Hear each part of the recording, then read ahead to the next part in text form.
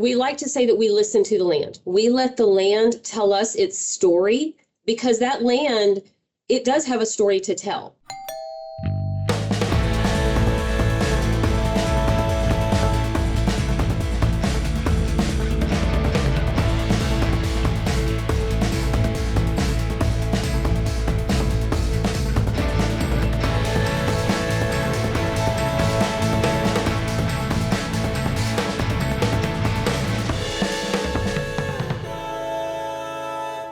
You're listening to Build Up, the Homebuilder podcast, brought to you by ZGM. I'm Jordan. And I'm Santana.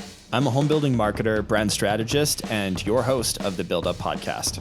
And I'm a digital marketer and the executive producer of Build Up. And together, we love applying our expertise to the home building industry. Join us as we uncover industry insights, chat with colleagues, and explore exciting ways to push the home building world forward.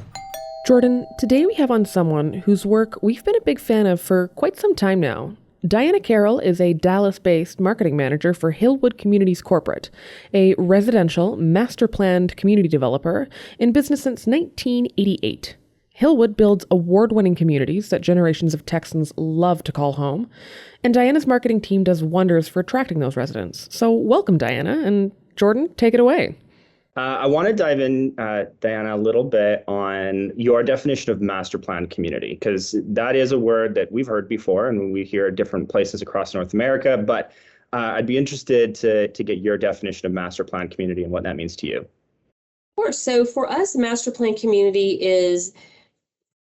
it's the whole enchilada. It is making sure that we have stellar amenities that meet the needs of our buyers, that we have a variety of product mixes so that we can not only meet lifestyle choices for our buyers, but so that we can also provide variety of price points.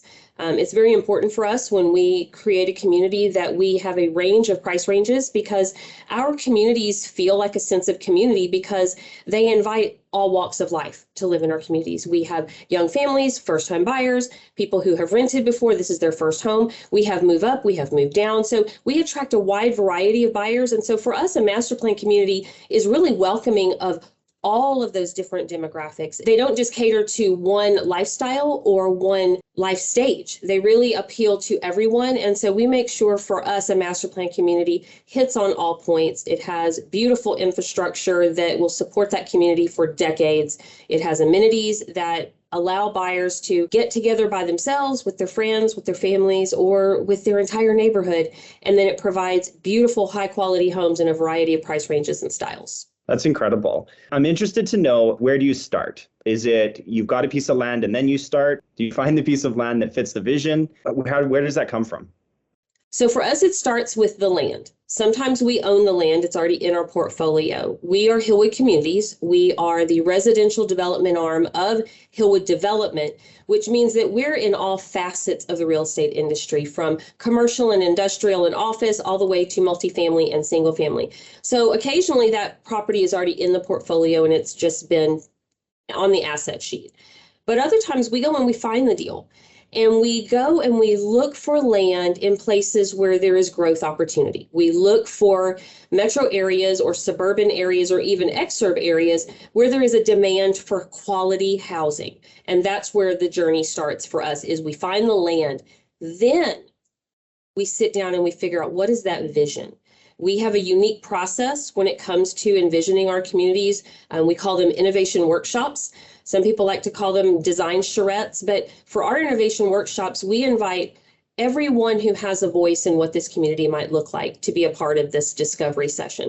This includes our consultants, architects, land planners, landscape designers, city officials, city councilmen, landowners, all of our internal teams. And we all sit down together and we dig in on, what does this community want to be?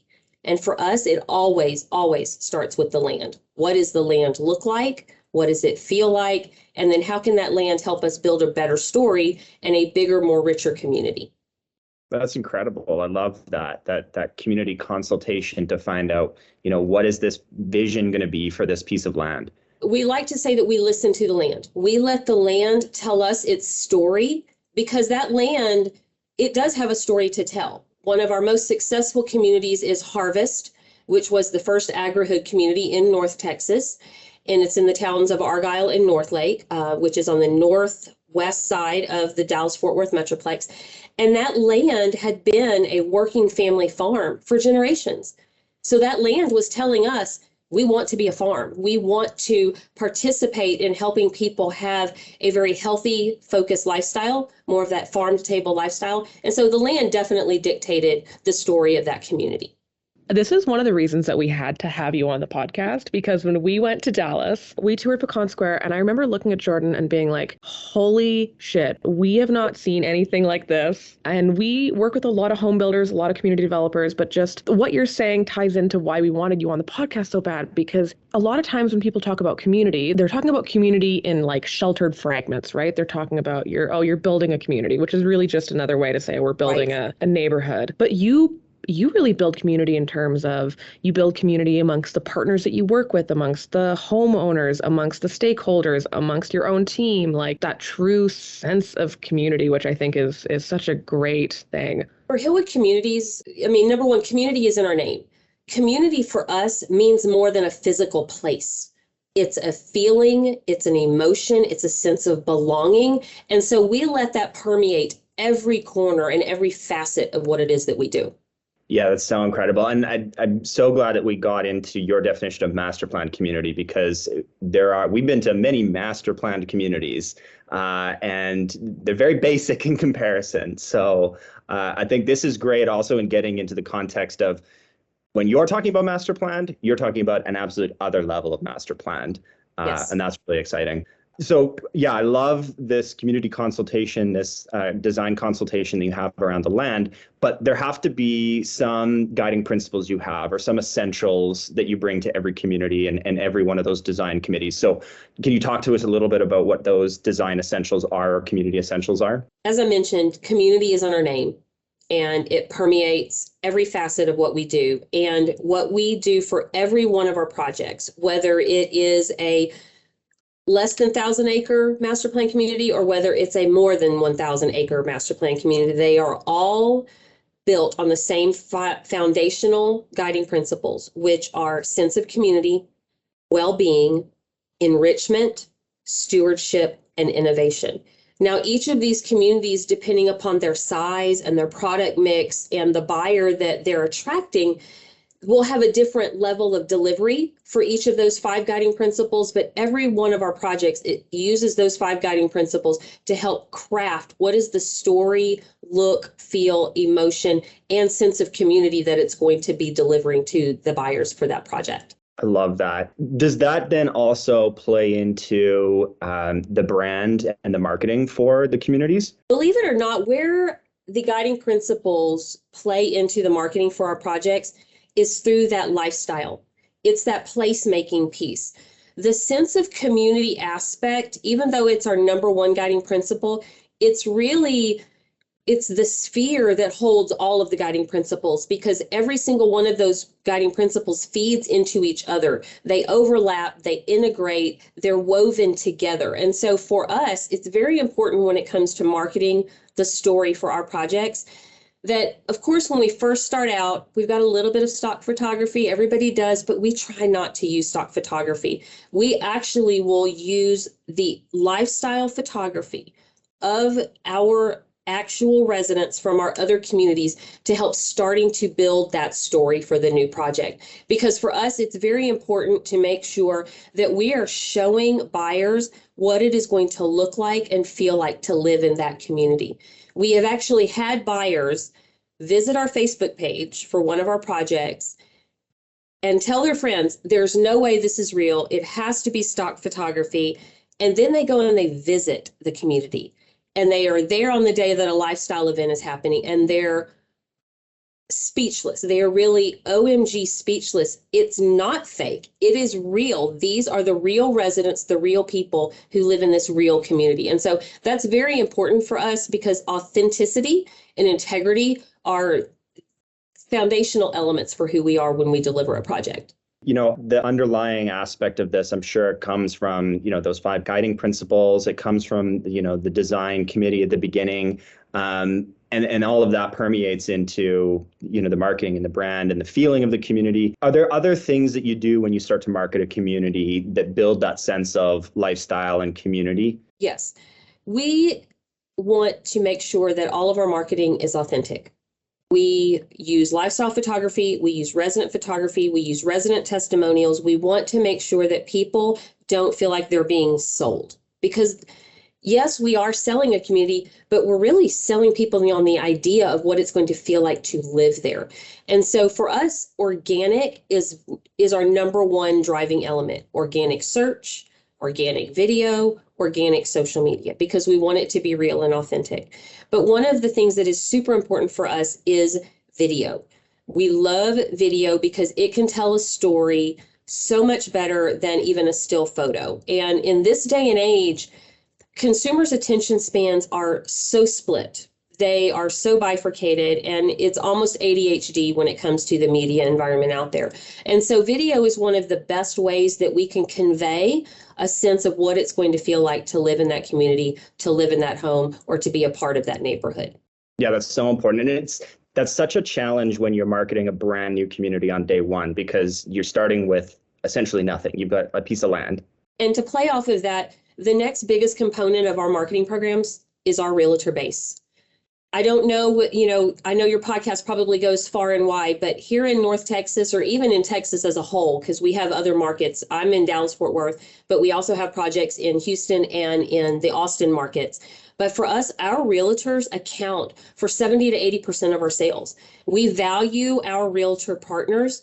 We cater to them. We make sure they have the tools and the information that they need to help them help their customer. So at the end of the day, it's about relationships again. It's about making sure that we're building a sense of community with our realtor partners as well, because we understand and appreciate the value that they bring to that sale.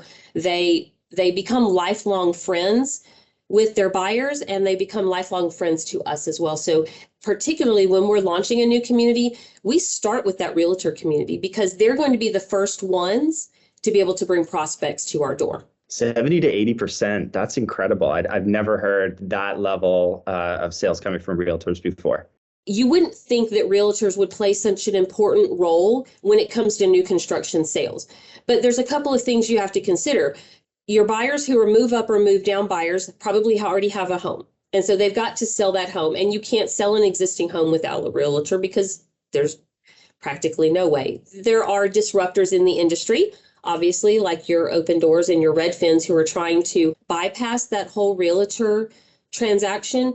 But the other part of it is realtors bring a true value to the home sale process. They are one of the most trusted industries or trusted people out there. And it's just like, you trust your doctor, or you trust your best friend, or you trust your mom, or you trust, your coworker. You definitely, there's a very high level of trust with the realtor community. And because they know the laws, they can help protect buyers from, fraudulent transactions, or they can just help give the buyer good advice on what to do with their existing home, and then when and where they should even move. We have realtors who really promote master plan community living to their buyers because they understand not only are they providing a valuable place to live with regard to how that family is going to be able to grow together and experience a sense of community, realtors also understand the actual monetary value of buyers buying in a master plan community because their resale values are much higher because you do have HOAs that help protect your property values. And so it's a win-win for everyone. And it's really important for us to make sure that our realtors are involved, and they're super valuable to us. And has that always been the case, or have you seen an increasing amount of sales come from realtors? It has really always been the case. I remember when I first came into the marketing industry for real estate, and I had that exact same thought. I was like, you're buying a new construction home. This is no different than going to the car lot and buying a new car, right? Why do you need a realtor? But as a first-time buyer myself, I literally just bought my first home in 2018 at the age of 48. And I thought to myself, this is why I need a realtor. I've never done this before. It's a little overwhelming. It's a little scary. It's the biggest purchase of anyone's life in most cases. And why wouldn't you want to have somebody in your corner who's going to help give you some really sound advice when you're making a decision of that magnitude? Yeah, it's so true. And yeah, realtors are only becoming more and more a part of these relationships. And we're seeing a lot of, that new millennial, Gen Z, Gen Z buyer who leans on a lot of different resources for support and help through processes. And home building's it's such a huge process. It takes such a long time. There's lots of different aspects involved with it. And yeah, realtors are just becoming more and more important. Speaking of those trusted advisors that we lean upon, especially with the realtors, it kind of ties into this concept that I think we both want to chat about, which is your community liaisons, for lack of a better way to put it. I don't know if you have a name for them, your community managers or whatever you want to call them, but I'd love to chat a little bit and ask you about their role. And maybe you could tell us, for our audience who is unaware of the Hillwood community philosophy, I would love to hear a bit about them and why those trusted advisors are so important to your community. Of course. So when we're developing that idea, that vision for a new project, our sweet spot is really a 1,500 acre master plan. That's really kind of the size that is kind of been our bread and butter for a while. But when you've got a community that large, you've got to help the neighbors get to know each other. They have to figure out, you don't want them to figure out on their own how to meet their neighbor or meet the person who lives across the street, right? And if someone is new to a community, they've just relocated, relo activity has been through the roof. I mean, we've seen our relo numbers personally go up from 10 and 12% all the way up to 27 and 30% for out-of-state relos in our markets. And so when you're talking about someone who is bringing a family in to a new market, new city, new state, how are you going to help them get engaged with their neighbors so that they can become friends with their neighbors? And what is unique for us is we have Lifestyle by Hillwood. And Lifestyle by Hillwood is our brand of lifestyle programming. And lifestyle programming can be delivered a lot of different ways and to a lot of different levels. And for us, a lifestyle program, Lifestyle by Hillwood, starts with a lifestyle manager.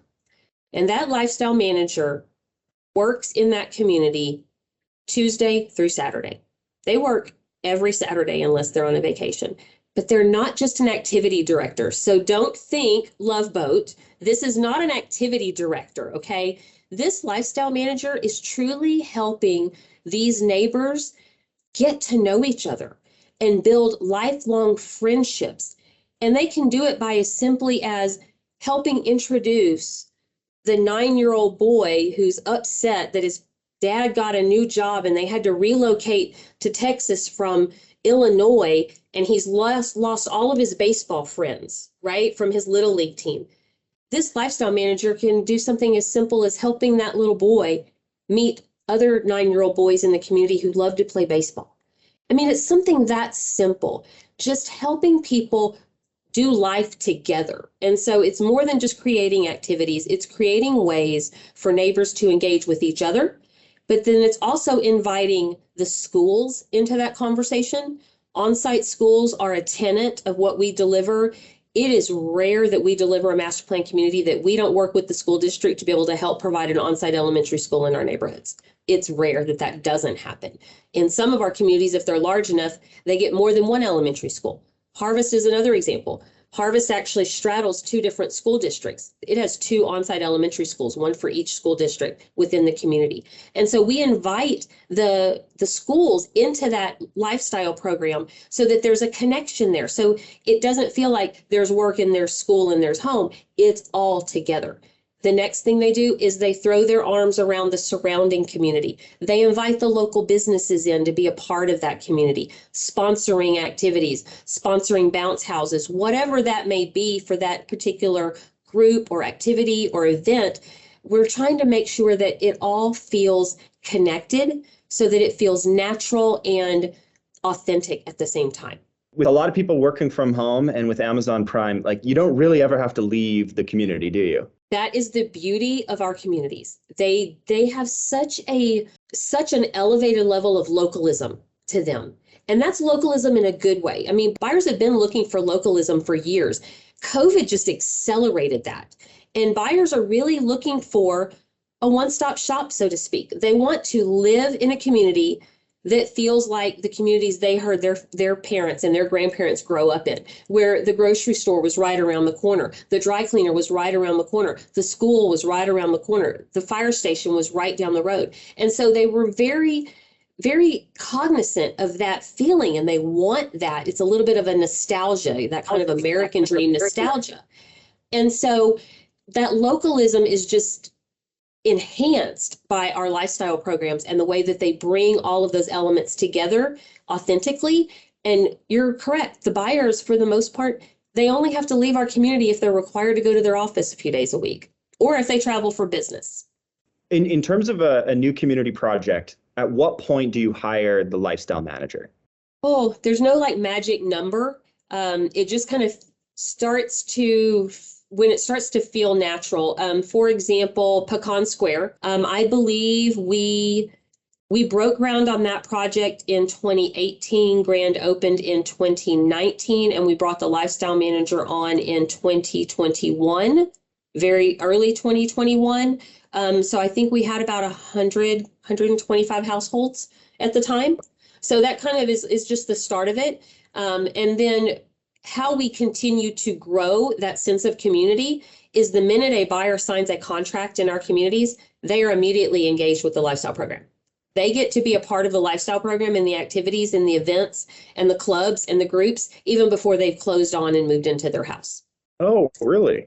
Yes, if you are under contract in a Hillwood Communities, you are invited to be a part of that lifestyle program. That's incredible. This is obviously a fantastic initiative from a very human perspective, right? We all want to live in these types of communities, but we all know businesses aren't just doing it for the good. So what are there's got to be some incredible business benefits. I'd love to hear about the ROI. Like, do you find that your buyers tend to want to stay within Hillwood Communities once they've gotten in? Do you find that you lower your marketing spend because you have to spend less on stock photography and videography? Like, I want to know, like my president, he would love to let the lifestyle program completely sell the community, but that is really not the way it works. It just helps sell people on the idea of the community. But you're correct that the lifestyle programs, the return on investment for that program is really about helping the neighbors feel like one. What the lifestyle program really helps do is it creates such a sense of community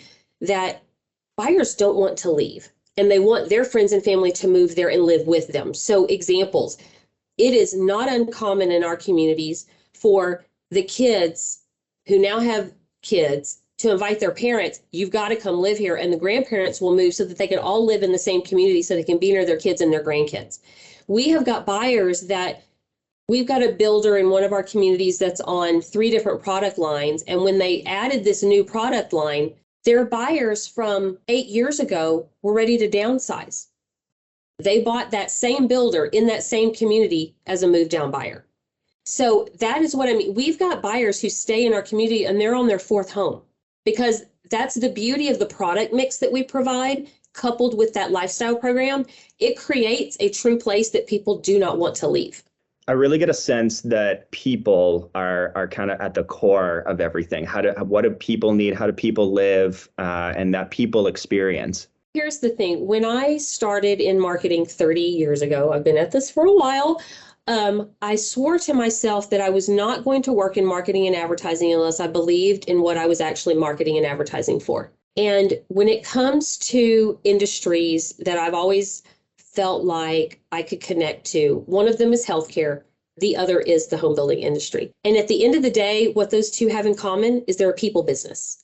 We are in a people business. And so if we're not thinking about what we're building and who we're building it for and what that person needs in their life, then we've missed the mark on what it is that we're delivering. So a home builder, a master plan community developer, single family residential, we are in a people business. And so we are trying to make sure that we are meeting the needs of today's buyers and the next generation and the generation after that and the generation after that. Diana, can we frame that? Because I think you nailed it. It's part of why we do what we do with regards to the innovation workshops. Me personally, I'm a firm believer in that if you stop learning, you stagnate and you die. You have to constantly be learning. that's not just learning within your own industry, that's learning outside your industry. And so the beauty of what we do with those innovation workshops is we're constantly learning. We are constantly talking to people in our industry, consultants and specialists in our industry, but we're also talking to people in other industries because we want to make sure that we have our pulse on, or we have our finger on the pulse of what is going to be the next need for the people around us. You know, we have a new phrase that we've taken to using recently that says, do right by people and the planet, the rest will take care of itself. And at the end of the day, I think it really stems from our founder, Ross Perot Jr., and his father, Ross Perot Sr. They're people.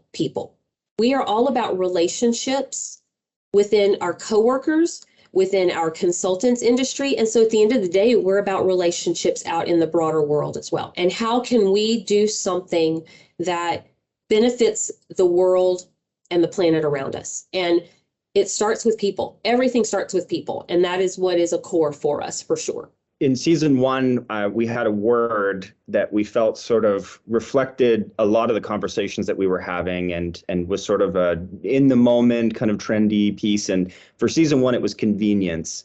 And, you know, as we're having this discussion and we've recorded some other podcasts for season two now, I'm starting to feel that the word for season two is going to be consistency. And I feel like this idea of, you know, the people and the planet and everything else follows.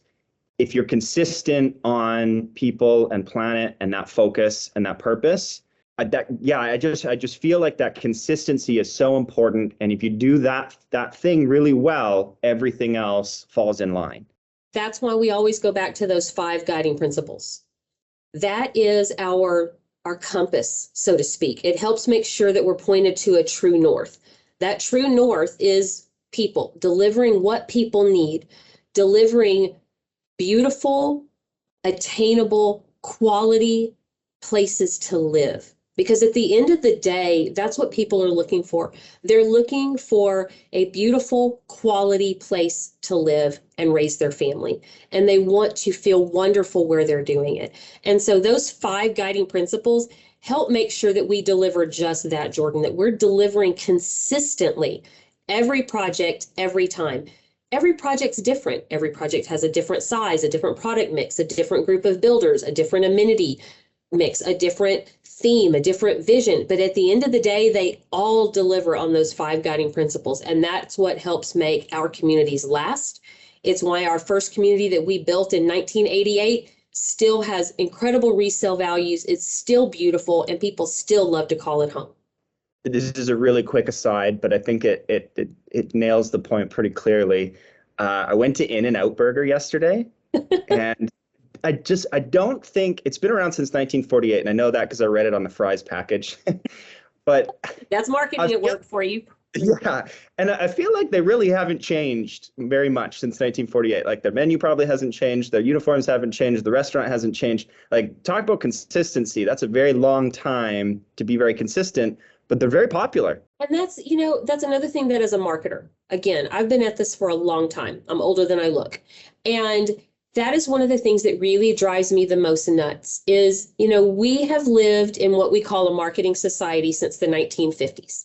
That means that everything that's been invented has been invented for a marketing want or need, not a true Maslow's hierarchy of need, right? And so it drives me nuts when a brand feels like they've got to go out and reinvent themselves, that they've got to just completely and totally change everything and anything about their product from the inside out. And that's something that we don't want to do. We may go through a brand refresh every now and then. And really what that's about is just reframing and updating messaging, right? But at the end of the day, we're delivering the same promise every day and every project for almost 35 years. And that consistency and delivering on that brand promise is what's key for us.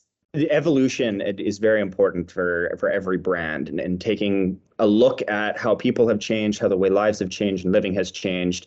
And we talked about it earlier, and the pandemic has really accelerated a lot of behavioral changes. And so I wanted to ask, is there anything specific you're seeing right now in the home building industry that has accelerated in a big way in consumer behavior changes because of the pandemic? I would say it's property technology. So, for the marketing people listening to your podcast, they're familiar with MarTech. So for those in the building industry who haven't heard the term, it's prop tech. And property tech can deliver in a lot of different ways, right? But today's buyers, they're in the driver's seat. This is no longer the days of when I was in my 20s and you saw a billboard or you heard an ad on the radio. And then you think, okay, well, maybe I want to go visit that community. No. By the time a buyer has visited any of our model homes or our sales centers, they have already researched everything they can about us online. So it starts first with that website. If you don't have a website that meets that buyer's need, answers their questions, addresses their pain points in a quick, easy fashion, you are really missing the mark.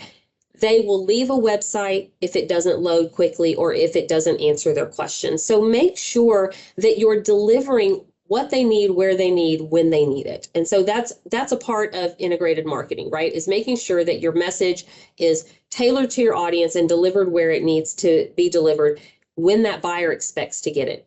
But today's consumers also expect a customized experience.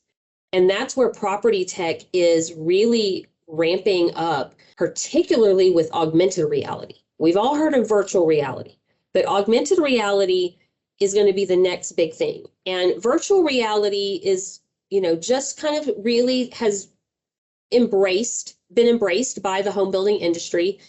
But the development side has always been a little bit of a lag because for a developer, we don't sell the home.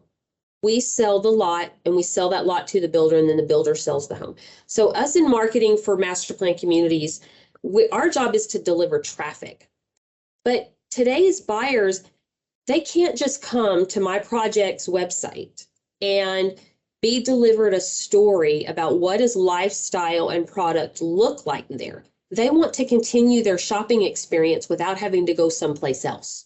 So the struggle for us is making sure that we can deliver an online shopping experience, whether it's virtual, whether it's 3D tours that are actually like your Matterport cameras, where it's an actual photographic walkthrough of an existing space, or whether it's going to the next level, which is augmented reality, to let them experience everything they can before they ever get in the car and come to our community.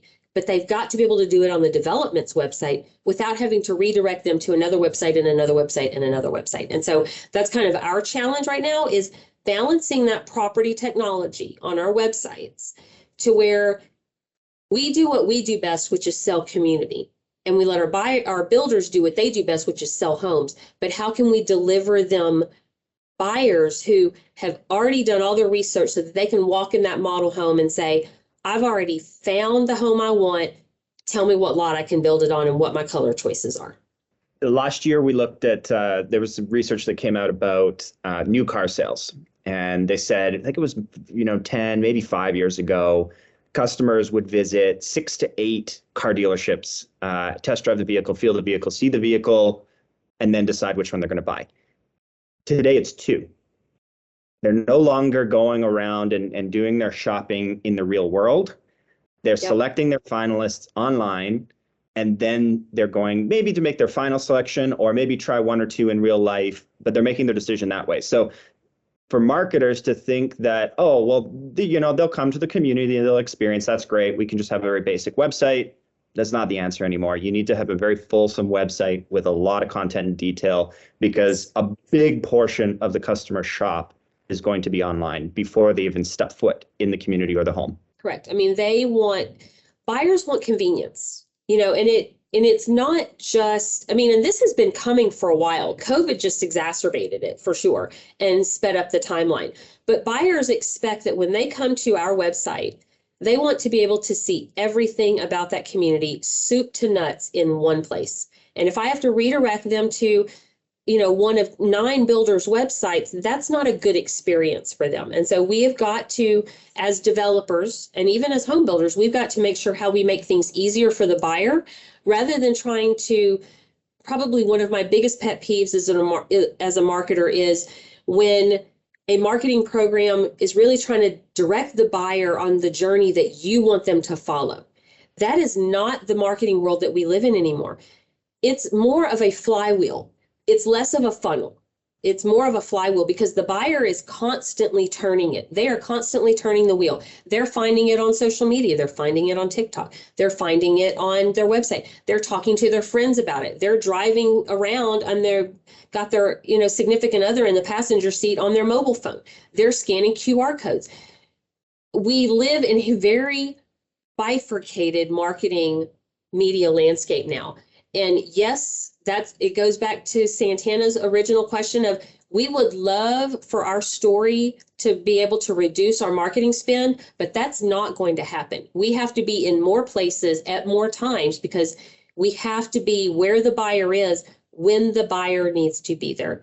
I remember a book when I worked in healthcare that was called, I believe it was called John Q. Public Doesn't Care About Your Hospital. And this was a marketer making the case that people only need healthcare at very specific times, and it's very sporadic in life, but you've got to stay in front of them every single time so that you're ready when they do need you, that you're top of mind and that they can remember you. And that's very similar with home building as well, because it's not an impulse purchase. Well, maybe some people do, but for the most part, it's not an impulse purchase. And you're buying a home maybe on average every 5 or so years. And that process is a long process.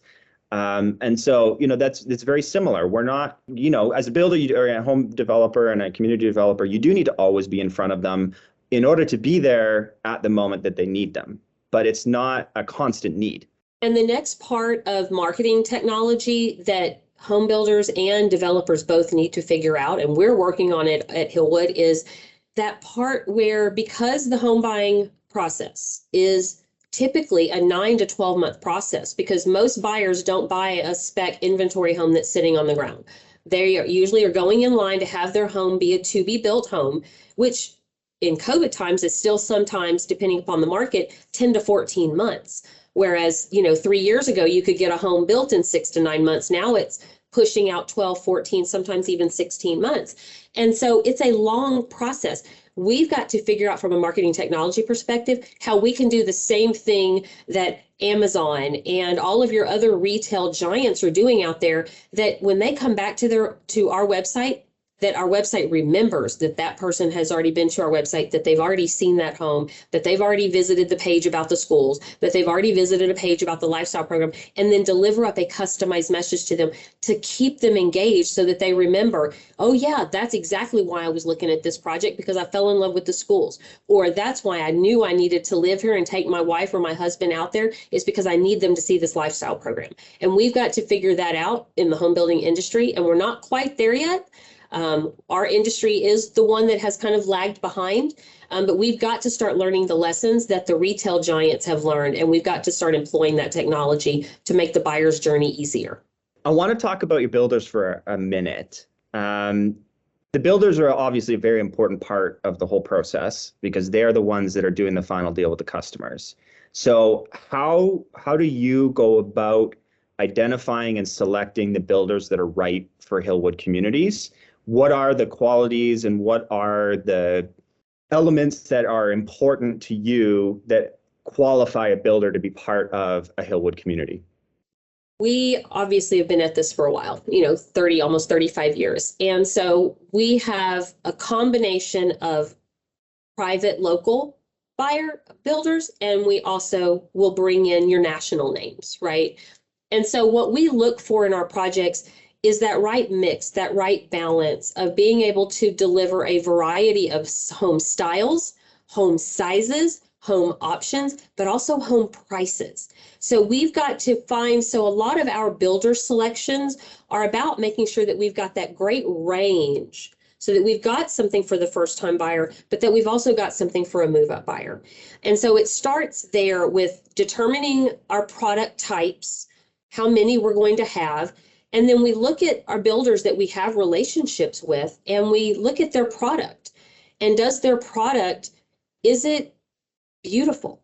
Is it quality? Is their customer service amazing? Is their warranty service amazing? Because our builders are an extension of our communities. And so we want to make sure that we are offering builder choices to our buyers that are as high a quality of both customer service, physical delivery of the product, and then ongoing support of that product as what we're delivering with our community amenities and our HOA.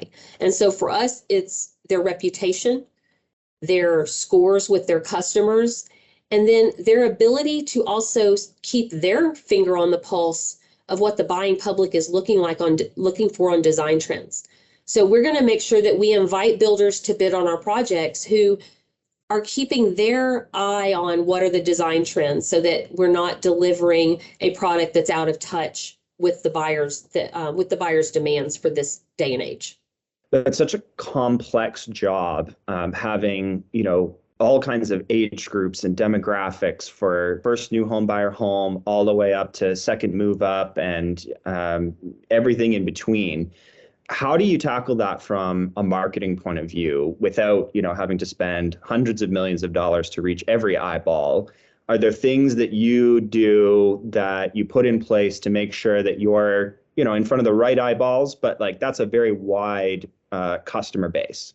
So what we really focus on is that lifestyle piece, because the lifestyle sells itself. So whether you're a first-time home buyer who has kids or doesn't have kids, or maybe you just have fur babies like me, or whether you're a move up or a move down buyer, we focus on the lifestyle piece, and we show what lifestyle looks like in that community. We show video and photo that has kids, doesn't have kids. We show people of all age ranges so that they can understand that they would be buying into a community that has something for everyone. So we don't have to worry about doing a campaign that's just for first-time home buyers, or just for families with kids, or just for empty nesters. We just sell lifestyle. We sell what it's going to feel like to live in that community. And so we do that through A/B testing. So we make sure that we're testing and making sure that our ads are actually getting attention. And then, of course, there's lookalike campaigns and all of those other wonderful little tools that us as marketers like to use to make sure that we're being effective with our marketing spend. But for us, it all boils down to that lifestyle piece, and that putting a message and a feeling and a tone out there that helps people understand that they're going to get a sense of true community when they buy in one of our projects. Okay, we're going to wrap up really quickly here, and I want to kind of close on talking a little bit about builders. And so we talked about how you select your builders and what's important in the builder selection process. And obviously the builder's role, straightforward, is sell the house, and selling the house sells the community. But it's got to be bigger than that. And I want to hear from you a little bit more about what you see as a really great builder role in the community beyond just selling to a customer. What kind of role can they play, should they be playing to help sell the community? So I know that this is probably something that builders probably struggle with more than anything when it comes to selling in a master plan community, is because they have their sales process. And they're really focused on helping that buyer find the specific product that's going to meet their needs. And so I think sometimes the story of the community falls to the wayside, right, when that buyer goes into a model home. And so where builders have a role in telling that story is helping to let their buyers know about what's going on in the community. What our builders are fantastic about doing is they tell their prospects about the lifestyle program. They will give them a calendar of events and say, here's what's going on in this community this month, so that the buyer can see, oh my goodness, this is what I could potentially be moving into.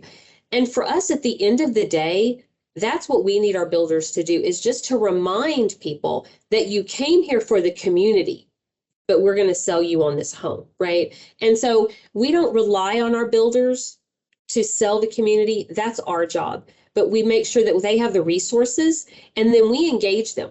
So our builders, probably one of the most important things in my mind from a marketing perspective, is making sure that I'm engaged with my sales teams. I feel like it's my role as the marketing lead to make sure that I know who my salespeople are and that I'm having frequent and regular conversations with them, that I'm addressing their needs. I feel like the developer needs to make sure that the builder has what they need to help make their sales successful. And so it's really more of us helping them than us expecting help from them. It's more of it's not a quid pro quo. It's, what can we do to make it easier for you to help somebody get over the hurdle of buying in a master plan community? Because some people don't understand what they're buying into, right? And so that's another place that a realtor is a really good resource for a buyer, is to help them understand you're getting a different level when you buy in a master plan community than when you buy in an existing neighborhood that doesn't have an HOA. And so it's really important to make sure that we as the developer give our sales teams all of the information that they need to answer people's questions and give them the resources they need to help them be able to share with buyers. Okay, you found your perfect home. So if you're just trying to decide whether or not you want to pull the trigger, let me show you what you're going to get when you move in here, what it's going to feel like when you step outside your front door in your new home. I mean, I think it's important. As I mentioned earlier, relationships are key for our business. We're in a people business, and those relationships extend to helping our industry. And that's one of the things that we do, is what can we do to contribute to our industry to make our entire industry more successful? And so me participating in a podcast is just one way that we can help support our broader industry. Whether it's in my market or not, we're still supporting our industry so that we can all be successful at the end of the day and help people find a beautiful, quality place to live. Can we just clone you? Can we just clone you and you can be a marketer and all? If I could figure out how to clone myself, I'd already be a gazillionaire and be retired, If this could be iRobot, I'd love it.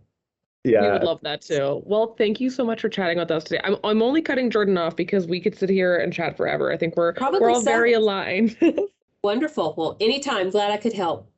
Jordan, I'm obsessed with that conversation we just had with Diana. She is such a great marketer. She just gets it. That whole customer experience. I love it. So I think this big takeaways will be, we'll try our best to not get too wordy, because I think we could absolutely geek out on this, but we'll keep it brief. We'll try to strive for brevity here. So I think my big takeaway from that conversation with Diana was just this idea that living your purpose and doing the right thing for your customers can sometimes transcend personas.